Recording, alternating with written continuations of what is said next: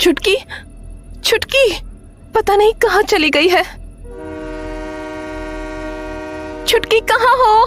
Mummy. हाँ?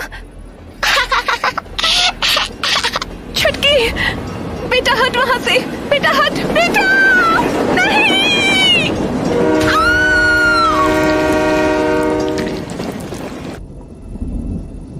नानी, एक डरावनी कहानी सुनाओ ना। नहीं नहीं, आज तेरी मासी शहर से आने वाली है। इन कहानियों में लग गई तो घर का काम कौन करेगा? अरे कुंदन, जरा देख तो किसका फोन है। किचन में फोन पड़ा है। हेलो। हाँ कुंदन, मेरी ट्रेन जल्दी आ गई है, पर बारिश बहुत हो रही है। अपने नाना से बोलना मुझे लेने आ जाएं छाता लेकर। ठीक है मासी, मैं बोल दूंगा। नानी, मासी ने नाना को स्टेशन बुलाया है छाता लेकर। उनकी ट्रेन जल्दी आ गई है। अरे अरे, पर तेरे नाना तो खेतों की तरफ गए हैं, उन्हें आने में तो देरी होगी। ओह, अरे तो हम चले जाते हैं ना नानी। अरे पर इतनी बारिश में कैसे जाओगे? और इतनी रात भी होने लगी है। अरे हम चले जाएंगे नानी, आप हमारी चिंता मत करो। हाँ, हम बारिश में नहीं भीगेंगे। चिंता मुझे तुम लोगों के बारिश में भीगने की नहीं है। चिंता मुझे इस बात की है कि तुम अंधेरे में रास्ता न भटक जाओ। क्या मतलब? हमें स्टेशन ही तो जाना है, इसमें रास्ता कैसे भटक जाएंगे? पखेड़ा गांव में 2 रेलवे स्टेशन हैं, एक नया वाला और एक पुराना, और दोनों स्टेशन का रास्ता एक ही है।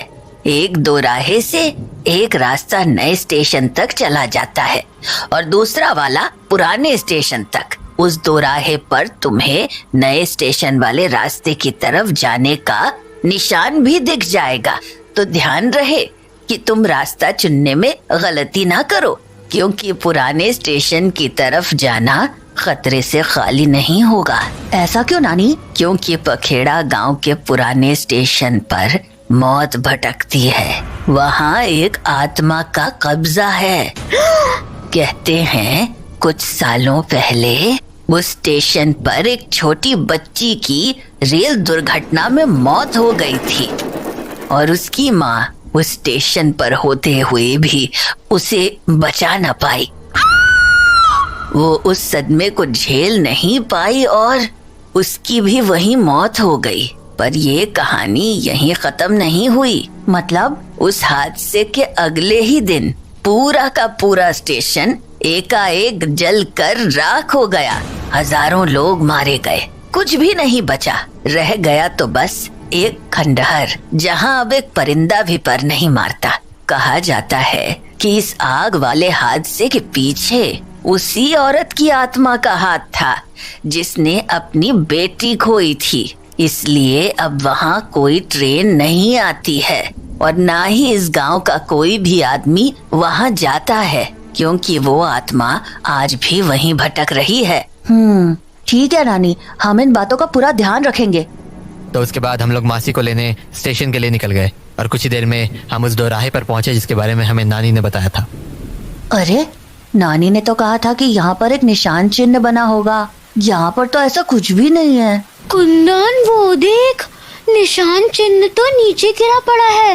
अब पता कैसे चलेगा कि सही रास्ता किस तरफ है? डब्बू, तुझे पता है क्या? तू तो इस गांव में बचपन से ही है। हाँ, पता तो था। मतलब पता है, ये बाई तरफ वाला रास्ता है नए स्टेशन का। चलो यहीं से चलते हैं। तो डब्बू की बात मानकर हम लोग बाईं ओर वाले रास्ते की ओर आगे बढ़ गए और कुछ ही देर में हम लोग स्टेशन पर पहुंच गए। पर वहाँ हर तरफ अजीब सा सन्नाटा फैला हुआ था, मतलब वहाँ हमारे अलावा कोई और था ही नहीं। मैं स्टेशन को देख ही रहा था कि तभी मेरी नजर प्लेटफॉर्म पर टंगी हुई घड़ी पर पड़ी जिसमें 9:30 बज रहे थे। पर जब मैंने अपनी घड़ी में समय देखा तभी 9 ही बजे थे। तो मैंने घड़ी को दोबारा देखा। दोबारा देखने पर मुझे ये समझ आया कि वो घड़ी बंद पड़ी थी। मैं इस घड़ी को देख ही रहा था कि तभी मुझे परी की आवाज सुनाई पड़ी। डब्बू, कहाँ जा रहा है के?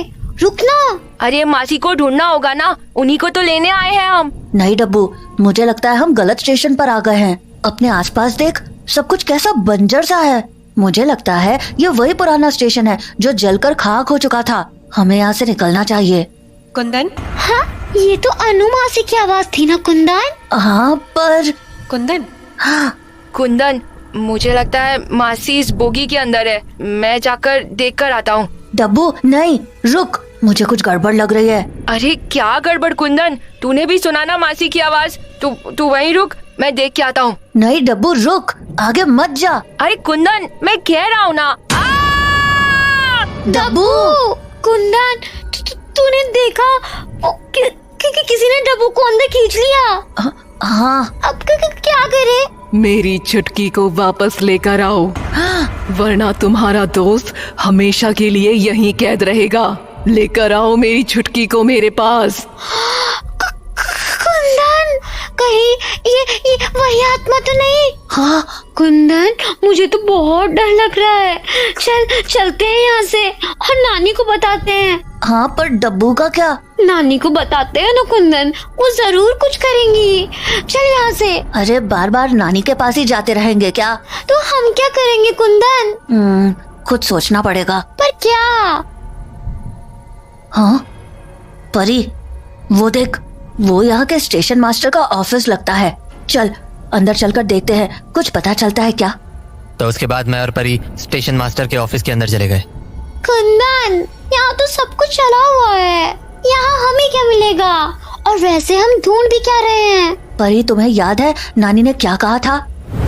उस स्टेशन पर एक छोटी बच्ची की रेल दुर्घटना में मौत हो गई थी और उसकी माँ उस स्टेशन पर होते हुए भी उसे बचा न पाई। वो उस सदमे को झेल नहीं पाई और उसकी भी वही मौत हो गई।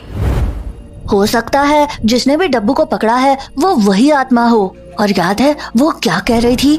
मेरी छुटकी को वापस लेकर आओ। क्या पता वो अपनी बेटी की बात कह रही हो। हाँ तो कह तो ठीक रहा है, पर हम यहाँ ढूंढेंगे क्या? हो सकता है यहाँ उस हादसे के बारे में कुछ और भी पता चल जाए। वो सामने के टेबल पर एक जला हुआ रजिस्टर पड़ा है, उसमें देखे क्या? चल। तो उसके बाद हम लोग रजिस्टर देखने लगे और कुछ ही देर में हमें उस रजिस्टर में उस हादसे से जुड़ी रिपोर्ट दिखी। ये देख परी, मिल गया। Accident date 13 October, timing 9:30 AM। 13 अक्टूबर की रात को जब बच्चे की माँ अपनी बेटी को ढूंढने लगी तब वो उसे सामने की पटरी पर खड़ी दिखी। पर इससे पहले वो कुछ कर पाती, 9:30 वाली ट्रेन ने उस बच्ची को कुचल दिया। बच्ची की माँ वो सदमा बर्दाश्त नहीं कर सकी और उसने वहीं दम तोड़ दिया। कुंदन, इसमें तो वही बातें लिखी हैं जो हमें पता थी। हाँ पर इसमें एक बहुत जरूरी बात भी लिखी है परी। क्या? टाइम। टाइम? हाँ, इसमें लिखा है वो ट्रेन 9:30 पर आई थी। तूने प्लेटफॉर्म की घड़ी पर ध्यान दिया था? कैसे वो 9:30 पर रुकी हुई थी? हो ना हो इस टाइम पर कुछ तो जरूर होता होगा। हाँ पर क्या कुंदन? परी, तुझे याद है नानी ने हमसे आखिर में क्या बोला था? इस गांव का कोई भी आदमी पुराने स्टेशन पर नहीं जाता है क्योंकि उस औरत की आत्मा आज भी वहाँ भटक रही है। तो अगर उस औरत की आत्मा इस स्टेशन पर भटक रही है तो ये भी हो सकता है कि वो बच्चे की आत्मा भी यही कहीं हो। हाँ पर हमें तो वो बाहर कहीं भी नहीं दिखी। हाँ दिखी तो नहीं, पर इसमें लिखा है उसकी मौत पटरी पर हुई थी। और समय भी लगभग यही हो रहा था। देखो 9:25 हो रहे हैं, हमें बाहर जाकर देखना चाहिए। हो सकता है हमें वो दिख जाए। चल। तो हम लोग ऑफिस के बाहर चले गए और ट्रेन की पटरी की तरफ देखने लगे, पर हमें वहाँ कोई भी नहीं दिखा। कुंदन, यहाँ तो कोई भी नहीं है। हाँ अब कैसे ढूंढे उसे? अगर छुटकी को नहीं ढूंढा तो डब्बू को कभी नहीं बचा पाएंगे। अब तो 9:30 भी बज गए। हाँ, ट्रेन की सीटी यहाँ, पर नानी ने तो कहा था कि यहाँ कोई ट्रेन आती ही नहीं है। हाँ, कहीं ये वही ट्रेन तो नहीं जिसने उस बच्ची की जान ली थी? पर अगर ऐसा है तो वो बच्ची भी यहीं कहीं होनी चाहिए ना? कुंदन, हाँ वो देख। हाँ, ये तो लगता है ये वही बच्ची है। कुंदन, परी तू यहीं रुक, मैं अभी आया। अरे पर कहाँ जा रहा है? इस बच्ची को इसकी माँ से मिलाने। तो मैं भागकर उसी बॉगी के पास चला गया जहाँ से डब्बू गायब हुआ था। अब हम तुम्हारी छुटकी को ले आए हैं, बाहर आ जाओ। मैंने जैसे ही उसे आवाज लगाई मेरे सामने वो औरत आकर खड़ी हो गई। छुटकी कहाँ है? छुटकी? हाँ वो झूठ, मुझसे झूठ बोला। नहीं छोड़ूंगी, नहीं छोड़ूंगी, नहीं छोड़ूंगी, किसी को नहीं छोड़ूंगी, किसी को नहीं छोड़ूंगी।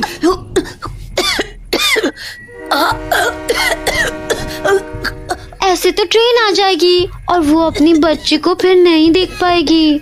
मुझे उसे यहाँ बुलाना ही होगा। इधर देखो, तुम्हारी चुटकी वहाँ है, पटरी पर। जाकर बचा लो उसे। छुटकी, मम्मी, छुटकी बेटा पटरी से हट जा। मम्मी, छुटकी बेटा।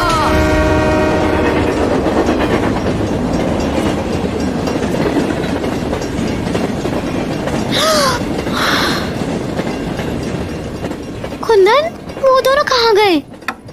हाँ, लगता है उन्हें मुक्ति मिल गई परी। वो माँ शायद इतने दिनों से अपनी बेटी को ही बचाना चाह रही थी और आज उसने उसे बचा ही लिया। परी, कुंदन, तुम लोग यहाँ क्या कर रहे हो? और वो आत्मा कहाँ गई? उस आत्मा को मुक्ति मिल गई डब्बू। अब स्टेशन से उस आत्मा का कब्जा हमेशा के लिए हट चुका है। चलो अब घर चलते हैं।